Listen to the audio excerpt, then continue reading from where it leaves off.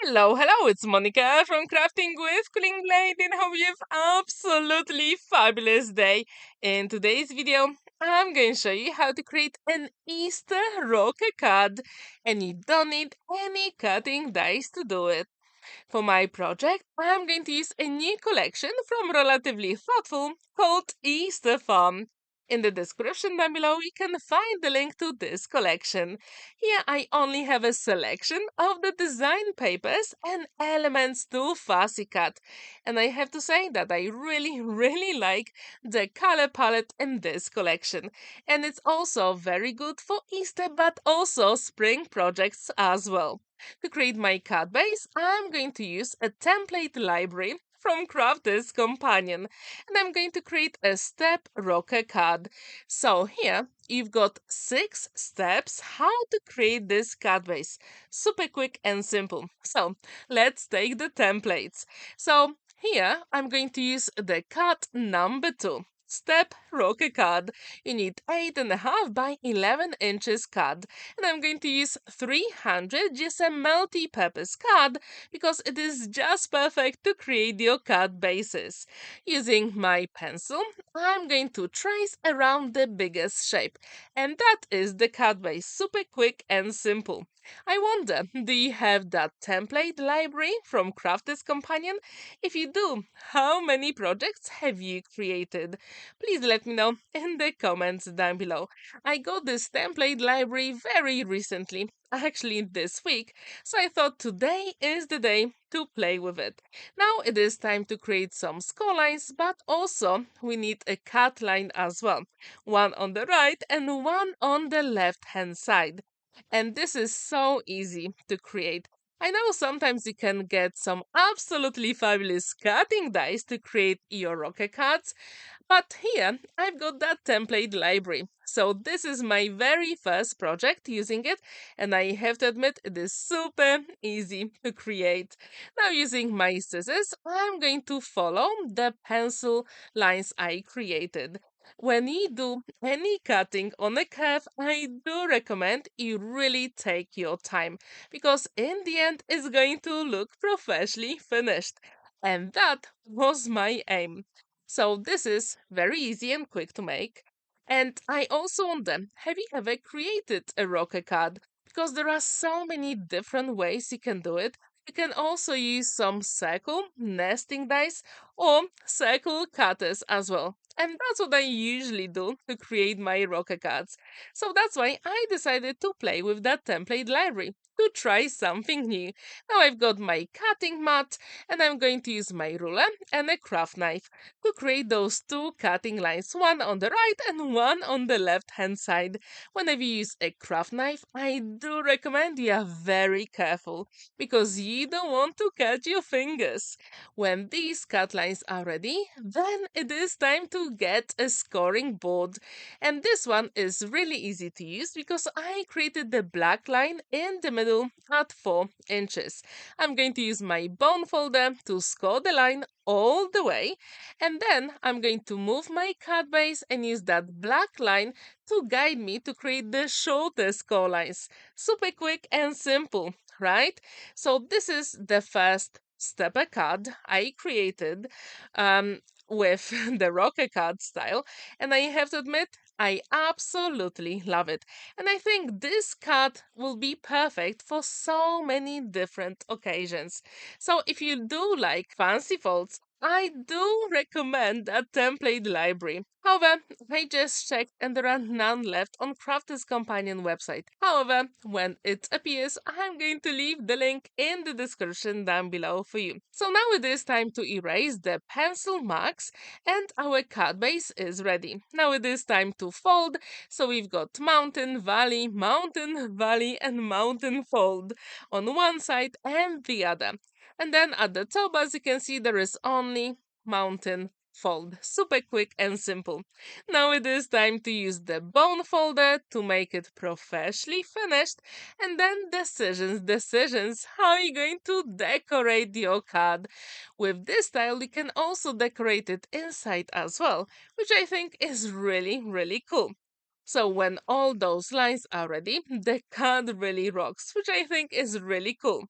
So from the template, I'm going to create all the elements to decorate my card. As you can see, we do have some mats and layers. I decided to use that beautiful purple design paper. So let's create our biggest element first. For the front mat, I'm going to use my pencil to trace it, and then I can create some other elements as well. And I really wanted to have a little bit of contrast on this card. So with the beautiful purple, I'm also going to use green as well. So now it is time to create some other elements. I'm going to create a rectangle and also that semicircle. And this way, all the elements are going to match. And what's really good about this template in particular, with the sides, I'm going to show you how to create some mats as well, which in the end is really, really easy. However, I think if they could add that on that template, it would be even better. So now I'm going to put my first purple card back with the design paper, and I'm going to follow all the curves and straight lines. However, when I'm going to cut them with my scissors, I'm just going to make that element slightly smaller. So that is the way to do it. And this way I'm going to have very nice white border around my mats. So you can always use that trick if you don't have the mats provided in your templates. However, when I stuck all those purple elements on my card, I realized you can't really see them through the front. So in the end, I had to create a couple more, which I'm going to show you in a moment. When do you actually use rocker cards, or what do you think is the best occasion to use that style for? Because I think it is perfect not only for Easter and spring, but also perfect card style for babies. Because they do like to rock and they really like to move elements as well. Literally all the time. So now I'm following the curve on all the small elements, and with the bottom line, I'm just going to cut it a little bit shorter. So in the end, I'm going to have some white borders around, which I think is really cool. And I do have to admit that that purple and green together are a perfect combination for Easter. If you do have your favorite color for Easter or spring, please let me know in the comments down below. So as you can see, this cut comes together really quickly. And now I think, why did I wait so long to actually get that template library from Crafter's Companion? And at the moment, I'm very happy with my purchase. So now using the green, it is time to cut that semicircle and the rectangle as well, which I think is really easy. If you want with the rectangle and very long straight lines, you can also use a trimmer or your guillotine, and that'll be even better. But even then, all the elements are going to match beautifully. And what I really like about this cut in particular, you've got all those frames, which makes this cut really beautifully and professionally finished. I decided to add a little bit more contrast because that green is slightly too pale for me. So to do it, I'm going to use Distress Oxide ink and my ink blending tool. And this one is Lucky Clover. I think that color really matches the design paper. It is slightly darker, and that's exactly what I wanted. How often do you use Distress Oxide inks or any other inks to add that color on all the edges? And if you do have your favorite ink to do it, please let me know in the comments down below. When the rectangle is ready, now it is time for that semicircle. And when this is ready, it will be time to assemble all the elements together.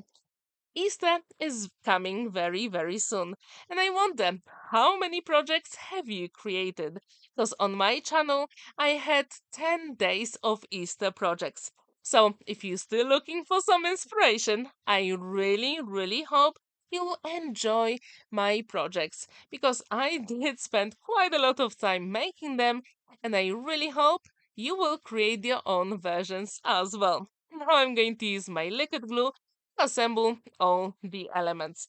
And I have to say that this is so easy to create. All together, the whole card with all the embellishments took me about 35 minutes, which I think for very beautiful cut is not that very long. How much time do you usually spend to create your cards? Is it like half an hour, or maybe longer? Please let me know because then I will try to make my cards either quicker or just add a few more elements. So now at this point, I realize that purple was in the wrong place. So I need some other elements that I can see through the front. So I decided to use exactly the same green to match all the elements. And as you can see, I do have quite a lot left over, which I can use for future projects as well. And with that design paper, I think it will be perfect not only for Easter, but also for some baby cards and spring projects. If you agree with me, please let me know in the comments down below. So as you can see, I'm moving the design paper under the template and I'm following the curves and the straight lines.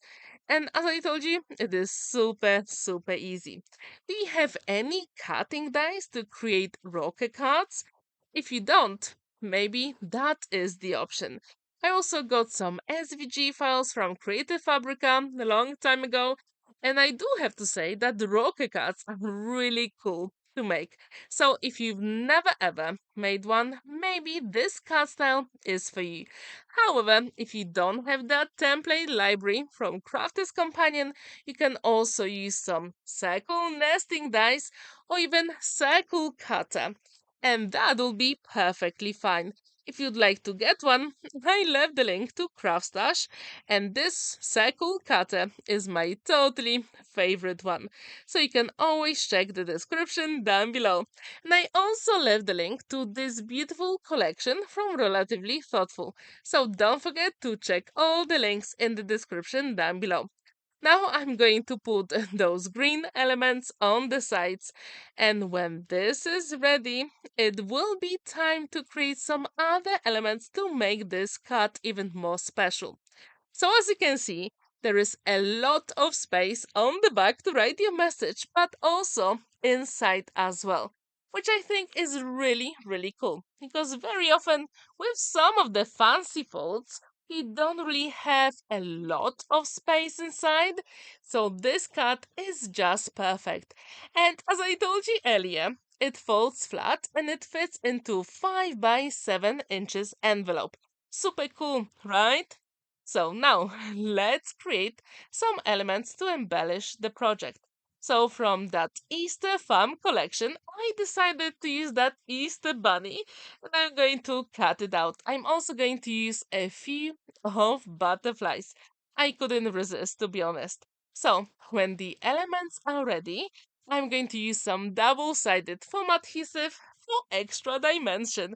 And I think this just works so well with the whole card. If you agree with me, please let me know in the comments down below. And I have to say that this is so easy to create. Do you like to make Easter cards with Easter bunnies? Or maybe you have some other elements you like to use for this occasion. And Easter is coming very soon. So if you like a quick project, this amazing collection is for you. And don't forget that I also designed an Easter collection as well, which you can find in the description down below as well. So now it is time to put a few drops of liquid glue on that double-sided foam adhesive so all the elements will be adhered forever. And come on, spring card with no butterflies, it's not a spring card. So I had to add those 3 beautiful butterflies and then a chick as well. So when they are ready, I decided to use a sentiment from last year's Relatively Thoughtful collection, Happy Easter. And this is so cool. I really like that sentiment. And if you've seen my cards from last year and 2 years ago, I used it quite a lot. And I really like how you can cut it out. You can also use some cutting dice to cut it, but I really like how organic the letters are here. and all the curves. So when this is ready, then we can put it on a card. And this is one of the cards that I didn't put any gems on. I know, right? That doesn't really happen very often. But to be honest, I think with the Easter Bunny as a focal element and that chick, we don't really need any much more. If you agree with me, please let me know in the comments down below. Or maybe you think I should add a little bit of bling here as well. So the card is complete. Super quick, simple, and beautiful as well. There is plenty of space to write your message inside and also on the back as well, and it really rocks well. So you can use it for lots of different occasions. If you really like this video, please let me know in the comments down below. Thank you so much for watching, and if you're new to my channel, don't forget to subscribe because I'm going to have quite a lot of amazing projects for you. And the project on Monday, the personalized birthday card, it is something special. You definitely don't want to miss it. Have a wonderful day and happy crafting!